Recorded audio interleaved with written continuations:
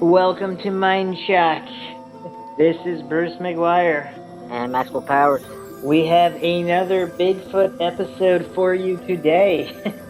Oh my god. Aquatic Bigfoot or Amphibious Sasquatch. Oh my god. It's got gills. It's got gills and shit. I don't know about gills, but another one of these Bigfoot, Sasquatch, Yeti topics that is overlooked. Some people actually think that one of the reasons Bigfoot hasn't been definitively found and a fossil record established is because they travel by rivers or oceans or lakes or other bodies of water to remain unseen.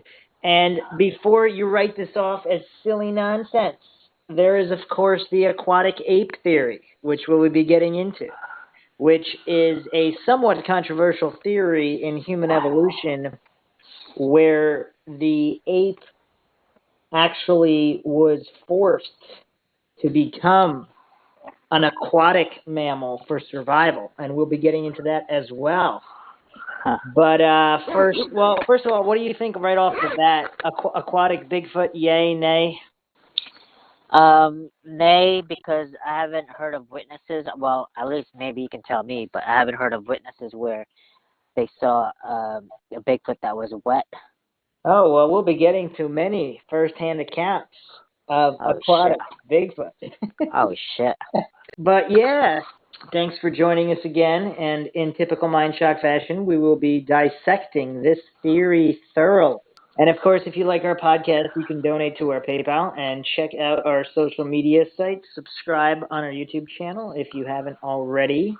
And you could also check out our Patreon and Reddit and Facebook and Twitter. All right, so let's get into it. I'm going to read an article from Nexus Magazine. Bigfoot underwater, aka Sasquatch, swimming. Stories of a Bigfoot swimming intrigue me. Animals built like a gorilla don't look an aquatic type. So I would have to echo John Green and say it's not reasonable to make up this type of creature and then put it in water. So let's take a look at a few stories of Bigfoot and water. Okay, 1161. An aquatic wild man, described as tailless and hairy with a bald head, was found in the sea near Orford on the English coast. It was dumped back in the water again when it was incapable of speech. So this is 1161. This is actually a famous account. It's considered a merman, a mermaid, a male mermaid or aquatic creature. And there's a lot more to that story, but I don't know if we could qualify that as a Bigfoot. What year was it? 1161. I said it 3 times. I just can't imagine the time. I don't know. Just so long ago. Yeah, medieval. Okay. That's why I asked again, because it's just weird that. Well, that's why I said it. That's why I said it 3 times and enunciated all 3 times as well. Yeah, well, I still had a hard time believing it. Okay, so Chief Tom Brown at Clemty said he had seen one climb out of the ocean one night. It appeared to climb into the stern of a rowboat. He did add that he couldn't see well enough to be positive on what the creature was. However, when telling the story, he did not appear to think that a swimming Sasquatch was anything odd to see. He and others talked of seeing sets of tracks that would cross the sand at the head of Kitasu Lake. They would enter the water and there would be no sign of any tracks showing them coming out of the water. It's pretty interesting. Huh. Okay, moving on. He and at the mouth of the Nooksack River near Bellingham, Washington, many accounts were given of seeing Bigfoot in the river or in the sea. Chief Joe Washington said the river is their highway. In order to reach that area, many miles of farmland lay between the mountains and the river. Traveling on or in the river is a logical route for them to take. So, of course, a Bigfoot is part of the Native American tradition. I mean, they view it as a historical creature. We didn't really talk about that too much on the other podcasts, but many Native American tribes describe these benevolent keepers of the forest, although some described them as demonic entities that steal their women and children and kill everybody indiscriminately in the forest, but different accounts from different tribes. So, okay, in the fall of 1967, there was a big run of sockeye salmon. There were more than a dozen reports made of seeing a Bigfoot there or of finding their tracks coming up out of the river. A woman was returning from the store one morning in September 1967. She saw a dark, hairy figure wading onto the shore from the sea. This was in broad daylight. Another story later that month told of a Bigfoot standing up suddenly beside a woman's boat while she was on the Nooksack River. They were in about 5 feet of water, and when the Bigfoot stood up, the water came only to the top of its legs. It took a step towards the woman. She spun on her boat around and left at full power, ruining her fishing net. This also took place during the day. The last woman, along with her husband, had just seen a Bigfoot a few days before that in the early afternoon. It had been standing in the river, water up to its knees, and they watched as it bent down and slipped underwater. It did not come back into view. The next day, tracks were found at that point coming out of the water onto a sandbar. There is also the fisherman who was drifting down one of the channels of the river delta at night. His gill net was set across the current. Suddenly, the back of the net seemed to catch onto something, causing it to trail back upstream behind the boat. The fisherman took a spotlight and aimed it back along the net. That was when he saw the Bigfoot standing in the water, gathering up the net. He shouted out, and several of the other fishermen who were waiting for their turn to drift that stretch of river quickly turned their spotlights onto the same area. As the additional light hit the creature, it dropped the net and waded over to an island and vanished into the trees. A young girl sitting on the beach in front of her home early one morning was treated to the sight of a Bigfoot wading in the shallow water and then diving under and swimming, apparently trying to catch the fish in the sea. Native Americans have said that not only can Sasquatch swim a long way underwater, but it could do so at a very fast speed. It is said that when passes, it makes a big swell in the river that will surge along the bank. It is similar to when a large salmon swims quickly down a small river. However, it is not near as impressive as a Sasquatch swimming swiftly down a river. There are many stories of Bigfoot moving between the islands off the Canadian coast. It is accepted there that the Sasquatch can and do swim between the islands and the mainland. So what do you think about that, Maxwell? It's okay so far. So are all of the Native American accounts of Bigfoot simply made up nonsense? I wouldn't say made up. I mean, I'm sure they witnessed it. I mean, the same way we witness things today and we put it down on paper or report it. And of course, the Pacific Northwest is one of the main hotbeds of Bigfoot and Sasquatch activity. So Native American tribes in that area have always spoken of Bigfoot, and they do not regard it as mythological. So one of the common theories of Bigfoot is that it's simply Gigantopithecus or some kind of a missing link in the evolution of humans from apes, if you believe in that. Did their legs turn into fucking like fins and shit? What do you mean, Bigfoot? No. All right, well, let's go over the aquatic ape theory within evolution, if evolution is true. Or even if it isn't, here we have the aquatic ape theory. So the aquatic ape hypothesis, also known as the waterside model, is the idea that the ancestors of modern humans were more aquatic and as such were habitual waders, swimmers, and divers. The hypothesis in its present form was proposed by the marine biologist Alistair Hardy in 1960, who argued that a branch of apes was forced by competition over terrestrial habitats to hunt for food such as shellfish on the seashore. Wow, that rhymes. And seabed, leading to adaptations that explain significant characteristics such as man's functional hairlessness and bipedalism.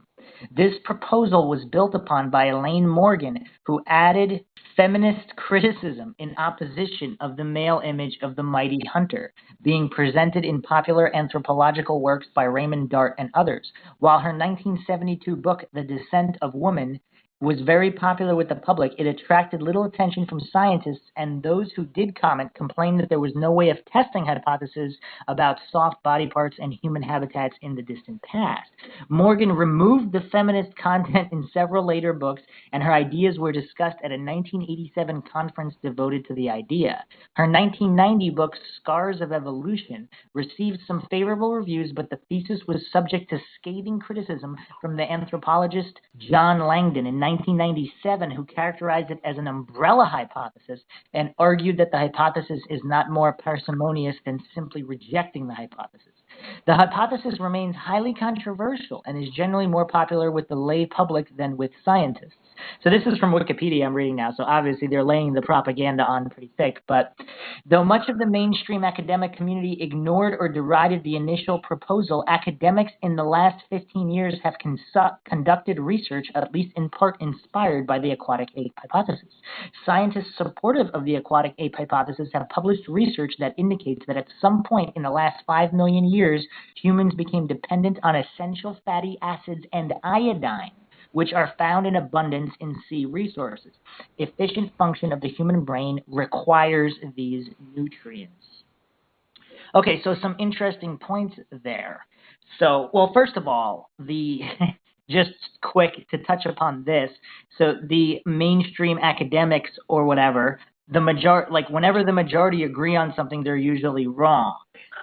So, and then many, many years passed, and then the couple of radicals that suggested something that were too advanced for the cognitive dissonance to even consider due to their dogmatic views on science, they wouldn't believe it. So once again, aquatic ape theory is kind of made a little bit of a resurgence. But what do you think so far? It's okay.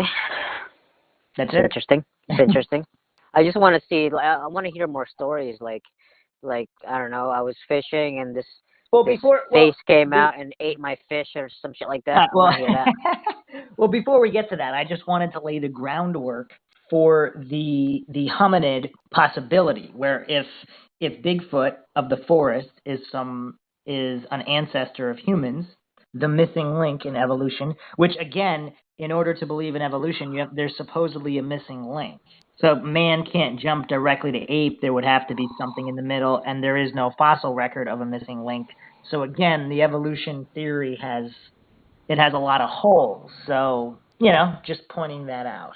All right, so the history of the aquatic ape theory. The German pathologist Max Westenhofer discussed in 1942 various human characteristics: hairlessness, subcutaneous fat, the regression of the olfactory organ, webbed fingers, direction of the body hair, etc., that could have derived from an aquatic past, quoting several other authors who made similar speculation. As he did not believe human beings were apes, he believed this might have been during the Cretaceous period, contrary to what is possible given the geologic and evolutionary biology evidence available at the time. He stated, "The postulation of an aquatic mode of life during an early stage of human evolution is a tenable hypothesis for which further inquiry may produce additional supporting evidence." He later abandoned the concept. Independently of Westenhofer's writing, the marine biologist Alistair Hardy had since 1930 also hypothesized that humans may have had ancestors more aquatic than previously imagined, although his work, unlike Westenhofer's, was rooted in the Darwinian consensus, which is also a weird thing. Again, consensus. If a bunch of people agree that something is true, does that make it true? Guess not. Well, just basics of logic. That's an appeal to popularity, which is a logical fallacy. The truth is the truth, regardless of who believes what. But on the advice of his colleagues, Hardy delayed presenting the hypothesis for approximately 30 years. After he had become a respected academic and knighted for contributions to marine biology, Hardy finally voiced his thoughts in a speech to the British Sub-Aqua Club in Brighton on March 5, 1960. Several national newspapers reported sensational presentations of Hardy's ideas, which he encountered by explaining them more fully in an article in New Scientist on March 17, 1960. "My thesis is that a branch of this primitive ape stock was forced by competition from life in the trees to feed on the seashores and to hunt for food, shellfish, sea urchins, etc. in the shallow waters off the coast. The idea was generally ignored by the scientific community after the article was published. Some interest was received, notably from the geographer Carl Sauer, whose views on the role of the seashore in human evolution stimulated tremendous progress in the study of coastal and aquatic adaptations inside marine archaeology. In 1967, the hypothesis was mentioned in The Naked Ape, a popular book by the zoologist Desmond Morris, who reduced Hardy's phrase, more aquatic ape-like ancestors, to the bare aquatic ape, commenting that despite its most appealing indirect evidence, the aquatic theory lacks solid support. While traditional descriptions of savage existence identified three common sources of sustenance, gathering of fruit and nuts, fishing, and hunting. In the 1950s, the anthropologist Raymond Dart focused on hunting and gathering as the likely organizing concept of human society in prehistory, and hunting was the focus of the screenwriter Robert Ardley's 1961 bestseller, African Genesis. Another screenwriter, Elaine Morgan, responded to this focus in her 1972 Descent of Women, which parodied the conventional picture of the Tarzan-like figure of the pre-hominid who came down from the trees, saw a grassland teeming with game, picked up a weapon and became a mighty hunter, and pictured a more peaceful scene of humans by the seashore. She took her lead from a section in Morris's 1967 book which referred to the possibility of an aquatic ape period in evolution, his name for the speculation by the biologist Alistair Hardy in 1960. When it aroused no reaction in the academic community, she dropped the feminist criticism and wrote a series of books, The Aquatic Ape, 1982, The Scars of Evolution, 1990, The Descent of the Child, 1994, and The Aquatic Ape Hypothesis, 1997, which explored the issues in more detail. So the Hardy-Morgan hypothesis was such. Hardy's hypothesis, as outlined in The New Scientist, was, my thesis is that a branch of this primitive ape stock was forced by competition from life in the trees to feed on the seashores and to hunt for food, shellfish, sea urchins, etc., in the shallow waters off the coast. I suppose that they were forced into the water just as we have seen happen in so many other groups of terrestrial animals. I am imagining this is happening in the warmer parts of the world, in the tropical seas where men could stand in the water for relatively long periods, that is, several hours at a stretch. Hardy argued a number of features of modern humans are characteristics of aquatic adaptation. He pointed to humans' lack of body hair as being analogous to the same lack seen in certain other marine mammals, such as the whale and the hippopotamus, and noted that the layer of subcutaneous fat humans have that Hardy believed other apes lacked, although it has been shown that captive apes with ample access to food have levels of subcutaneous fat similar to humans.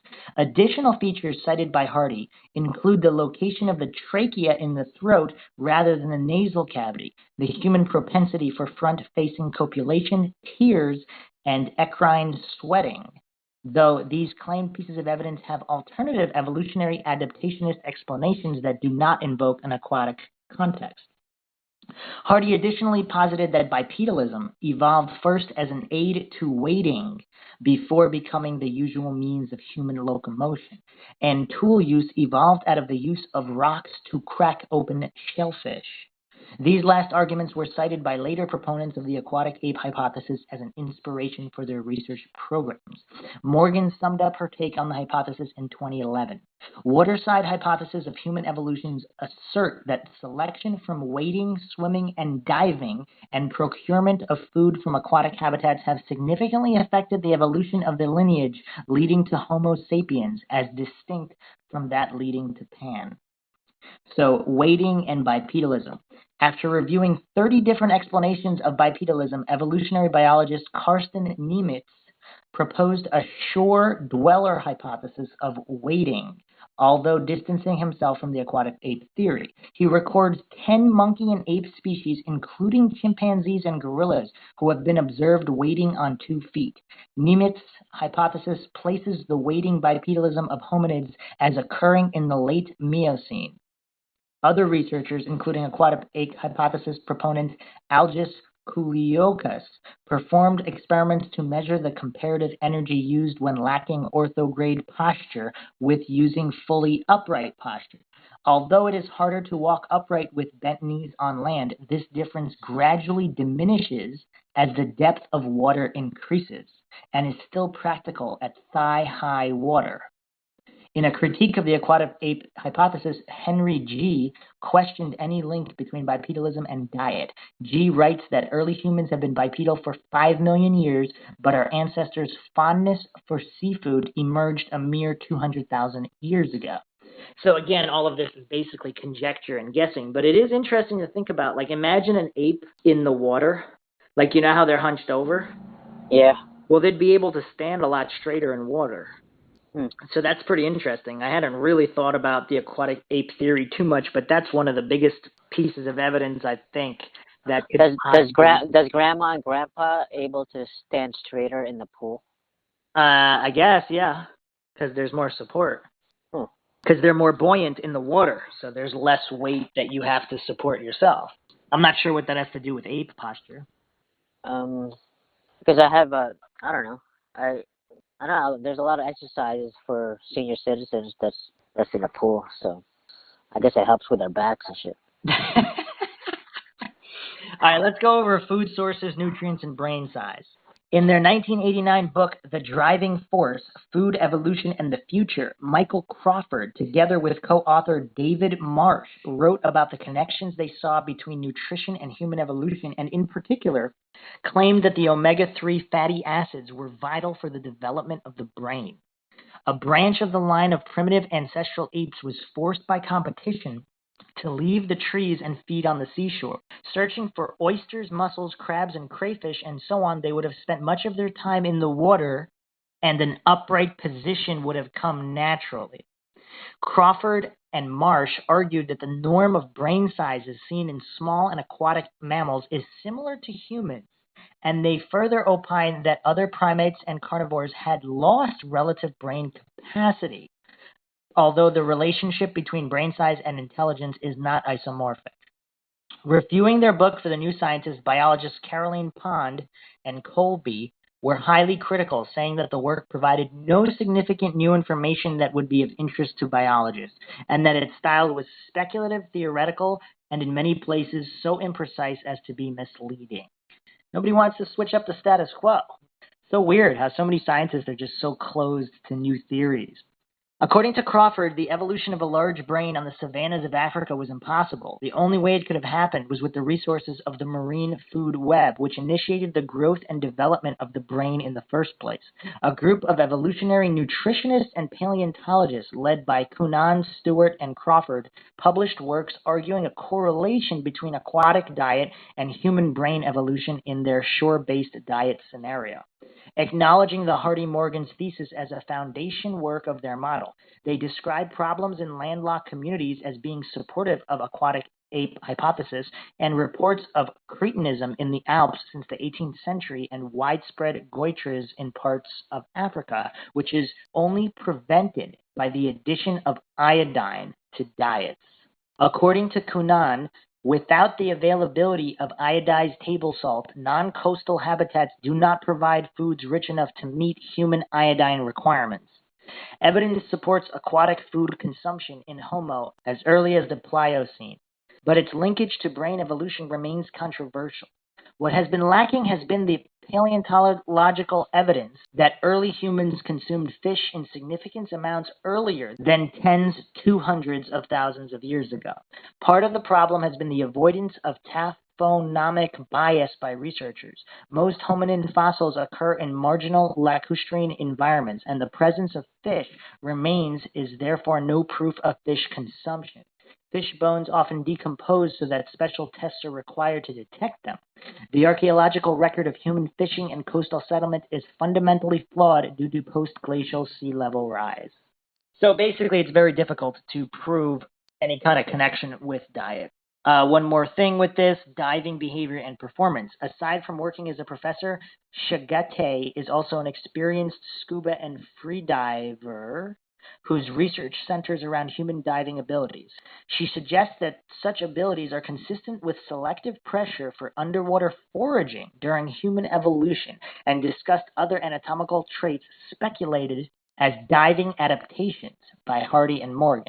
John Langdon suggests that such traits could be enabled by human developmental plasticity. All right, so what do you think overall about the aquatic ape theory? It's interesting. That your only thoughts are it's interesting? Plausible, not plausible, any specific issues? It's plausible. This is the first time I'm hearing it, but I'd like to hear more. Well, that pretty much sums up the theory. Okay. So certain traits, iodine in the diet, the weighting in the water is pretty interesting. All right, I'll bring up one more thing. So Tyler Dringman was a pretty famous Bigfoot researcher in the 1970s. It's kind of messed up because like people who fear Bigfoot, you know, they're now gonna worry about, unless they never heard of it, but then now they're not gonna worry about being in a lake to avoid Bigfoot, and now they can't avoid Bigfoot because they're in a lake. Well, you can never avoid Bigfoot. If Bigfoot is interdimensional and aquatic, I mean, forget it. Show up anywhere. Wait, has there been sightings in like urban neighborhoods and stuff? Yeah, not a lot though. Just random cases here. I don't know if they're that seriously investigated because I don't know if Bigfoot researchers would just naturally assume it's a hoax without actually going to somebody's apartment complex in the middle of New York City. Or yeah, well, I can see like especially like you know, like an urban neighborhood, like like just a normal neighborhood with some lawns and some trees. Like I can see how that can be, taken as just a hoax. Oh, actually, before getting into Dringman, I'm going to read an excerpt from Sean Curtis's book, Steal This Book Too, talking about Bigfoot. So several issues affect the potential linkage of Bigfoot to the ancient Gigantopithecus. Remember we talked about Gigantopithecus on the last podcast? The most significant question concerns whether Gigantopithecus walked upright. Physical anthropologists interpret their limited fossilized remains to indicate an upright walking ape, which measured 9 feet tall and weighed up to 1,000 pounds. This closely corresponds with the description of Bigfoot, which for centuries has been reported in North America. These hominids likely did not experience the aquatic phase of evolution that we humans did, thus their appearance more closely resembles the other apes. That is a generalization of their appearance, as in fact, other than being covered with hair, they closer resemble we humans. Like us humans, but for reasons not yet discovered, they did make the transition to bipedalism. It is not known how this occurred, as far there is little anthropological evidence of this creature's evolution. When concerning their habitat, it is easy to presume how they became the animals that they are. The great apes' form of quadrupedalism is an efficient mode of locomotion in their environment. However, their environment is quite the opposite of the environment where Bigfoot exists. It is likely that temperate and mountainous climates, the environment that they were forced into, played a big role in the evolution of Bigfoot. Obviously, being covered in hair is an essential adaptation in cold, snowy environments. If Bigfoot ever had an aquatic phase that brought upon bipedalism, it is easy to see why they would have made an evolutionary U-turn back to being covered with hair. It is more likely that their transformation to bipedalism occurred for similar reasons to our own, such as carrying their young and long-distance traveling. So he doesn't really believe the aquatic ape hypothesis is a form of Bigfoot, is related to Bigfoot directly. But he does say something interesting, because if they did have an aquatic phase, they could have gone back and forth with adaptations as their environment changed. So he also argues, I'll read one more paragraph of this, an argument against Bigfoot existing in the Americas is that there was no hominid evolution on the American continent. This would be a credible argument if the obvious migrations that we humans made to these continents had not taken place. The ancient relatives of Bigfoot made the same migrations that we humans made over the Bering Strait into the Americas, dispersing over the continents in the same manner as we did. Now, that's the Bering Strait hypothesis, which may or may not be true as well. These are all theories. Very difficult to prove a lot of these. So on to the Tyler Dringman theories. So this is a Bigfoot researcher from the 1970s, and supposedly he was very, very dedicated. He went hunting for Bigfoot for months at a time. So he spotted Sasquatch near creeks, rivers, and other bodies of water. So he theorized that Bigfoot had more behaviors like an aquatic mammal, like a beaver or a platypus. He also theorized that they might have structures or beds under riverbanks that only they could access because you had to swim underwater to get to them, and that could account why so little Bigfoot remains have been found, because their beds or nests would not be in the forest. They would be through some kind of require underwater travel of some kind. Or Hollow Earth, if you want to go in that direction. So is this theory becoming a little bit more plausible than when I first mentioned it at the beginning of the podcast? Yes? No? Hello? Yes. Yes. So yes, more plausible? Yes, more plausible. Okay, so I'm going to bring this interesting point up, which some people have brought up. Why do your fingers get wrinkly? Like the skin on your fingers get wrinkly when they're submerged for X amount of time? I don't know. Why? Okay, so, well, the common explanation is that it's simply the skin absorbing the water and expanding. But it's not. It's a nervous signal. So the brain actually sends a signal through the nerves to the fingertip in order to create the wrinkles. That's interesting.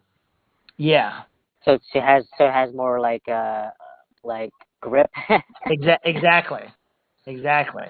So people who believe in the aquatic ape theory say that when you're gathering food and you're in the river, you need to collect shellfish and other things, so you need better grip, and it's slippery. So that would be an example of adaptation as a result of the aquatic ape hypothesis, if that is true. Because your toes get wrinkly too, so if you're standing on slippery rocks, it'd be helpful to get more grip from that as well, right? Yep. So pretty interesting. So what does that have to do with the Bigfoot? Well, if the aquatic Bigfoot, if this is simply a missing link and the aquatic ape theory is true, then Bigfoot could be aquatic as well. Or, again, if Bigfoot is real, why would there only be one species of Bigfoot? So if Bigfoot is a flesh and blood creature, the missing link, or some other hominid, Gigantopithecus, or an aquatic Bigfoot, these are all different species. And then, of course, there could be interdimensional variants as well. Is there an aquatic Bigfoot and then an interdimensional aquatic Bigfoot, which is different from that one? And then when they die, do the ghosts of interdimensional aquatic Bigfoot are they also a part of the reason there's no more Bigfoot? Or people can't actually find remains? Are these people seeing the ghosts of interdimensional aquatic Bigfoot? What do you think, Max? Anything's possible, I guess. All right, so you wanted more encounters. Let's get to encounters. Oh shit, my favorite. Let's start with the fishing kid.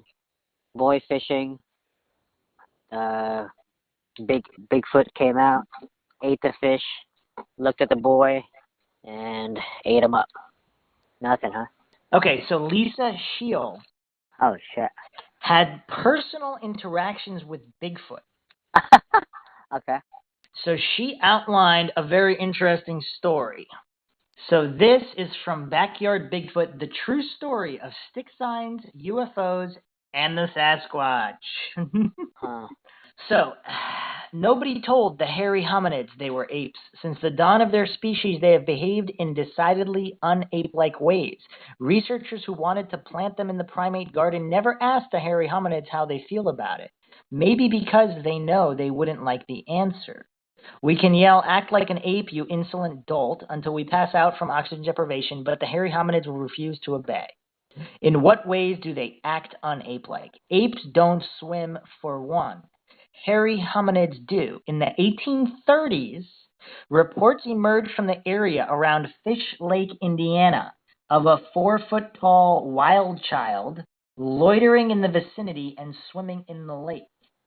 In another incident that took place in September 1967, a fisherman casting his net on the delta of the Nooksack River in Washington state felt something tug on his net. This is the story I said at the beginning.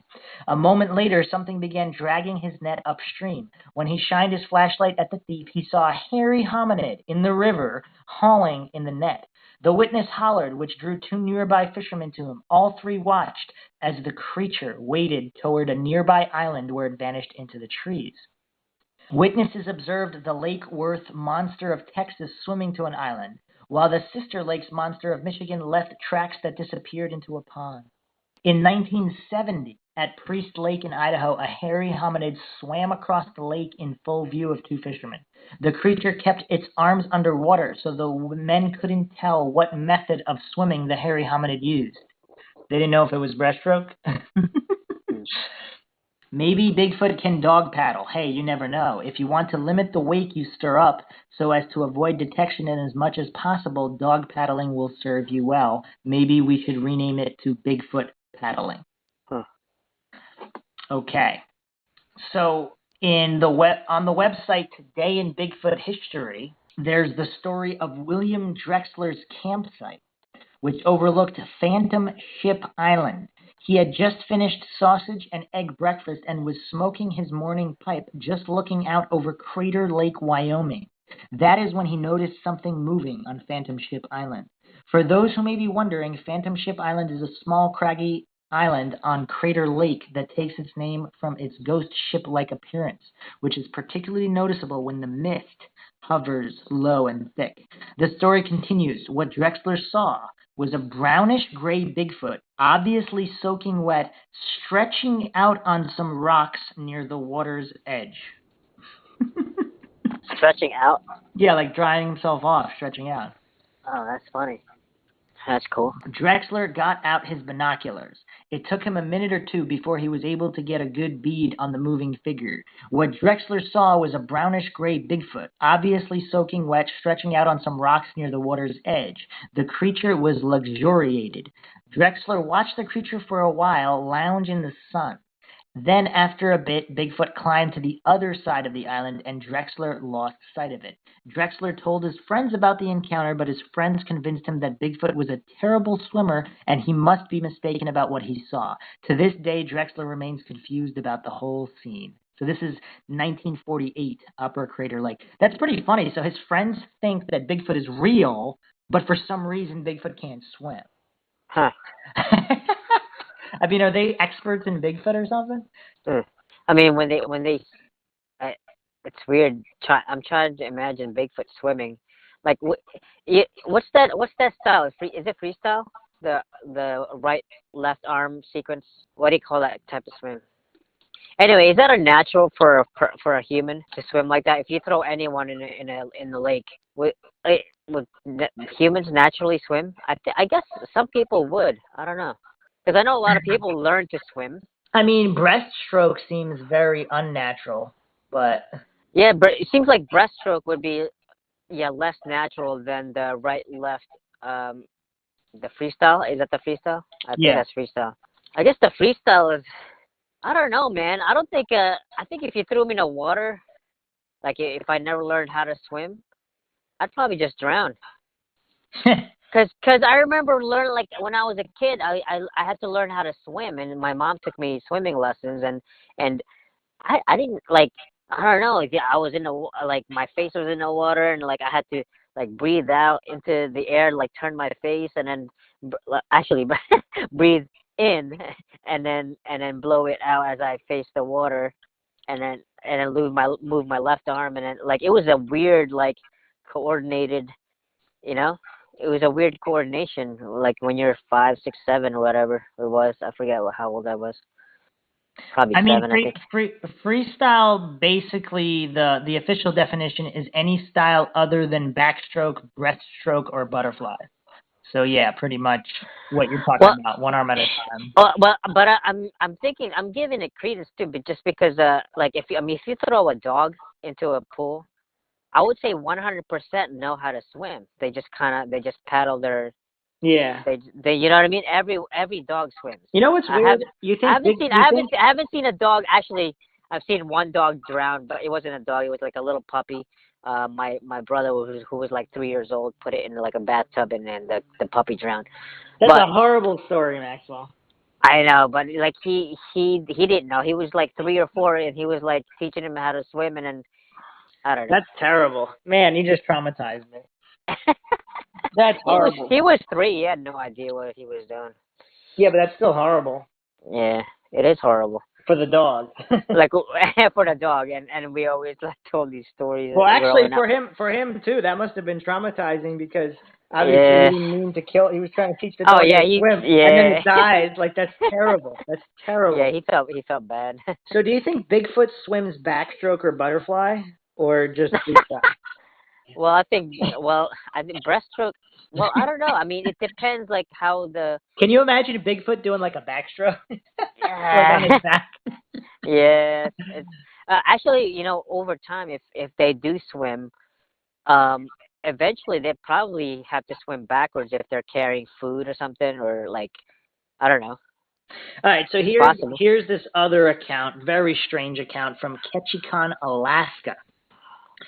So this was reported in 1975, but the incident occurred in the summer of 1960. So Mrs. Nye's cousin Errol, then 15 years old, was sent out to haul in the skiff up on a fishing boat, which was tied to a float at night. Errol left the flashlight pointing inshore. He glanced up and saw a human-like figure standing in the water up to his waist between the float and the shore watching him. He described it as not exactly a person, but arms and head like a man.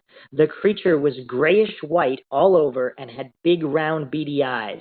The boy screamed and ran. About 30 men rushed out, shone lights, and saw the creature dive under the water and swim away underwater like a frog.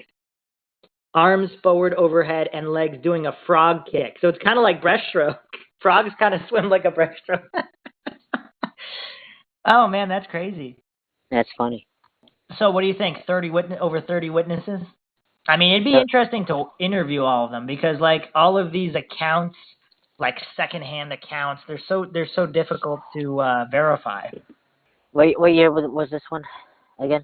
This was 1960. Oh, I wonder what the latest one is. Are you going in order, like to the most recent? I'm just going over the main accounts. I guess they're in chronological order. I wonder when the most recent Aquatic Bigfoot was. So Rupert Matthews, Bigfoot author, reported that in July 1965, a Sasquatch was seen swimming some distance away from the shore of Princess Royal Island, British Columbia. The fisherman who saw it realized with no little apprehension that it was actually swimming for his boat. So he started up his outboard motor and sped off. At this point, 4 more Sasquatch appeared on a nearby beach and watched him. That's pretty creepy, huh? Oh my God! I would bug out. And did he have PTSD after that or what? Because I don't know. I'd be having nightmares and shit. We got to get some of these people on the podcast to tell their story. That's crazy. So here's another crazy case. So this is In the Big Thicket on the Trail of the Wild Man by Rob Riggs. A story I heard from a group of young men from Dayton one night on Bragg Road supports Coleman's conclusion and is likely evidence that the old mossy-back sightings cannot be accounted for by feral baboons. John, whose last name is withheld to protect his privacy, and a friend of theirs used to join them in such adventures as outings to Bragg Road and on overnight camping and hunting trips in the woods. But John no longer participates in any of these nighttime activities in the woods because he had an encounter with something that apparently traumatized him. To your point, Maxwell, as you were just saying, some people are traumatized. They never go in the woods again. That's insane. John's family home is on the edge of the Trinity River swamps near Dayton. So this is in Texas. One night he heard a disturbance on the porch where he kept a pen of rabbits. He investigated just in time to see a large, dark form make off with a rabbit in hand. John impulsively followed in hot pursuit, staying close enough to hear the rabbit squeal continuously, not really knowing what he was chasing or what he would do if he caught it. It was a short distance through thick woods to the bank of the river. Standing on the high bank in the moonlight, he watched dumbstruck as what looked like a huge ape-like animal swam to the other side of the river, easily negotiating the strong current and never letting go of the rabbit. Since this experience, which was witnessed by a friend who had been at John's home that night, John will not spend the night in the woods, not alone, not with his group of buddies, not with all of them armed to the teeth. He has no desire to risk confronting the beast in its own element under the cover of darkness. The boys told us that there had been other sightings of the creature in the area and that it had come to be called the Root Monster. This story... Wait, the Root Monster? Route. Like, okay, like a road. All right. This story seems to support Coleman's notion of a nocturnal swimming ape and is consistent with most of the sightings mentioned here. The wild man is virtually always seen at night or dusk, although the Route Monster is the only instance I know of in which the creature was seen actually swimming. It is, as we have already mentioned, usually seen near a stream or body of water. Coleman's other notion is that the ape is wide-ranging, is also confirmed by the distribution of sightings over a considerable area. So this is in the southeast Texas Big Thicket country. Okay, so that's a pretty weird one. So, yeah, supposedly this creature could negotiate the strong current while holding a rabbit.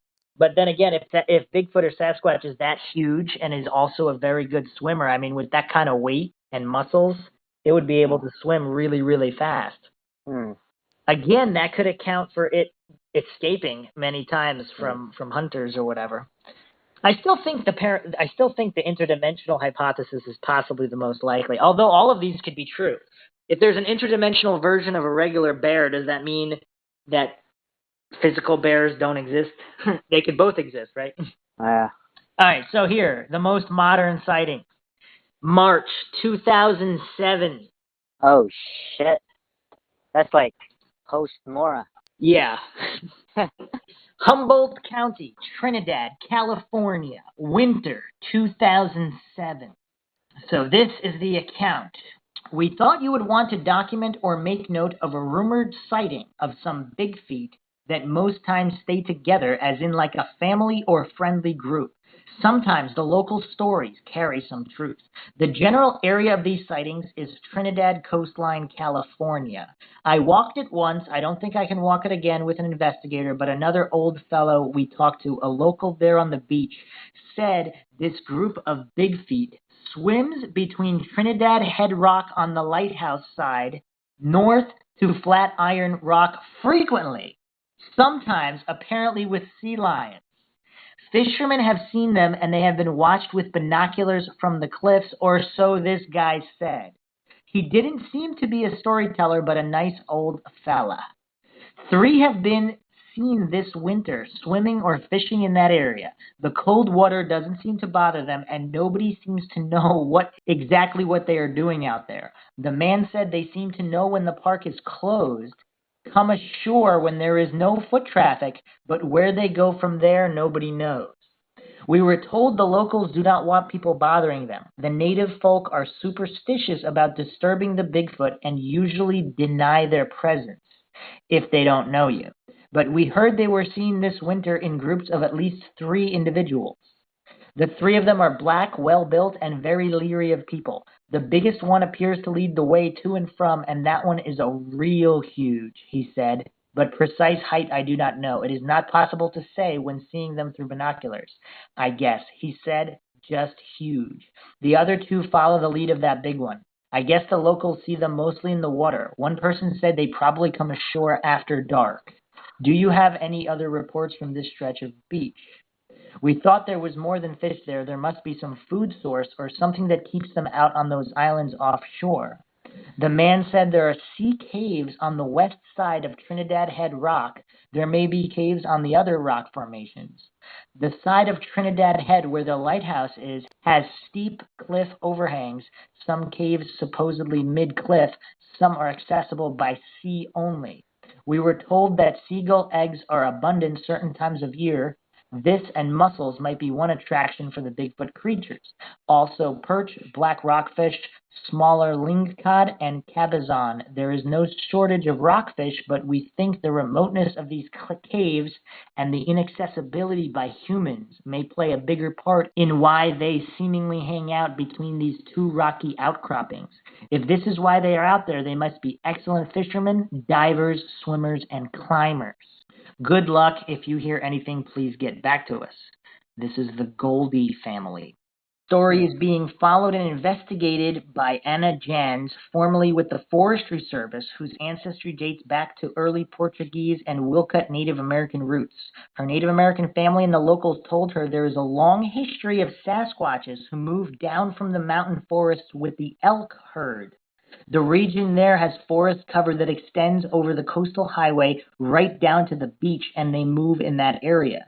They have also been seen in the meadow with the herd on the east side of Highway 101 by the Red Schoolhouse. The area from Trinidad to the Oregon border is rich in rockfish and other species the sea lions feed on, which is probably something the Sasquatch learned to do centuries ago. So what do you think? It's very interesting. I find it interesting how like locals kind of want to protect them. Yeah, want to protect them. I think that's what most people would do. My opinion. And well, especially if the Bigfoot they didn't give him a threat. Like they didn't threaten the humans. Because I would feel really bad. Like let's say you come across some Bigfoot and they didn't really do anything, and they were just eating, minding their own business, and then you decide to be friendly with them, so you give them some food, and then you just meet up with them every month. Like, are you gonna tell like the scientists to come to your place and like, do you know what I mean? Like I wouldn't do that. Actually, there was this YouTube video that I listened to. This guy recorded his communication with the Bigfoot, a whole conversation for like 30 minutes, and of course, he didn't put his face, the image of the Bigfoot person, because he wants to keep the privacy, and like he doesn't, the location and things like that. But I don't know. This guy communicates with Bigfoot all the time. I mean, that opens up another topic. Like, most people think that all Bigfoot researchers are empty-handed, and they point, oh, well, there's no evidence, so Bigfoot doesn't exist. What if a lot of these researchers did find the evidence, but then for the reason, like, they befriended them, they don't want them in the laboratory, and so they're not going to reveal the evidence. So it's actually in their best interest to be hokey and pretend that they're crazy and insane to discredit people from thinking that Bigfoot is real. And it's possible right now that there's probably a few scientists that have Bigfoot in their, they'll probably just reveal the evidence when they die or something, or if the Bigfoot dies. That's probably they'd probably come out if the Bigfoot dies. I don't know, but what if the Bigfoot are the other Bigfoot creatures, and they don't want them hunted? If they weren't already hunted to extinction, which is a possibility. I mean, it's kind of weird thinking about it, because if they exist and they're out there, it's in the best interest of the people protecting them to pretend that they're fake, that they don't exist. So people won't go looking for them so that they can peacefully survive. If that's what it is, I still think that there's more to this whole Bigfoot thing. And in our next Bigfoot podcast, we're going to have to go over the entire Bigfoot government conspiracy. Well, so what's weird about that is they could also, I think you mentioned this before. I mean, there could be violent Bigfoot, and then there's non-violent Bigfoot. Yeah, that's what I meant. Like, I think some of the mythology with Bigfoot, where they're like demon creatures or have fallen angel DNA and all this crazy stuff, that could also possibly be true. I don't know. Or, like, who's to say they didn't clone other Bigfoot, but these clones are like soulless demons and something went wrong in the experiment? So they're crazy, insane, and they kill humans. But then the real Bigfoot species are actually the benevolent keepers of the forest. I don't know. But there's one more account. So this is actor-musician David Lieb Hart. Do you know who this is? No. Yeah, me neither. So he had an interview on the Horror News Network, December 13th, 2016. on alien ghosts and Bigfoot, and this is what he had to say on Bigfoot and Nessie. Believe it or not, David says he encountered Bigfoot too. He knows the Loch Ness Monster is real, but he has yet to meet one. So on Bigfoot, this happened back in the 60s. I was born in 55. I don't look my age. I saw Bigfoot when I went fishing with my dad in Michigan, the Douglas River in Michigan. My dad and I were fishing in Michigan, and Bigfoot stood up. We thought we had a big fish. My dad thought he had a big fish, and it was Bigfoot that got his foot caught underwater. And he pulled the fishing rod from my dad and pulled him in the water. And then my dad swam back up, and we got in the boat and got out of there. That's a pretty crazy story, right? That's crazy. Because Bigfoot could have killed his dad. But he didn't. Well, is it because the dad escaped, or like why did he even pull him underwater? Maybe by accident. Maybe he just pulled on the hook to get him out. Or I don't know. Maybe I guess I would be irritated too. Like imagine you're like just chilling in the water, and then a hook goes on your foot, so you just keep pulling on that whatever is on your foot until apparently something... So David Liebhart is on Adult Swim. Tim and Eric. He's an actor, musician, painter, and apparently he's also an alien abductee. Oh wait, this is the same person that witnessed the dad get... Yeah. So oh shit. Some people might instantly discredit him because he claims he was abducted by aliens. I don't know, but anyway, so that is our Aquatic Bigfoot podcast. So hopefully you got awareness to kind of a subtopic of Bigfoot and Sasquatch that isn't commonly discussed. So, which we often do on the Mindshock podcast. That was actually pretty interesting. Like I never, it never crossed my mind for a Bigfoot to be in the water. Yeah, it hasn't for most people. Yeah, that's so weird. If you haven't listened to my Hollow Earth series, you should check that out. Like in Hollow Earth mythology and legends, access to Hollow Earth is either through caves or underwater. So if Bigfoot is Bigfoot's a creature of Hollow Earth and shit. Yeah, it could be from the Hollow Earth realm. We don't know. Oh shit. So yeah, we hope you enjoyed another episode of the Mindshock podcast. We will catch you guys next time. This is Bruce McGuire signing off. And Maxwell Powers. Take it easy.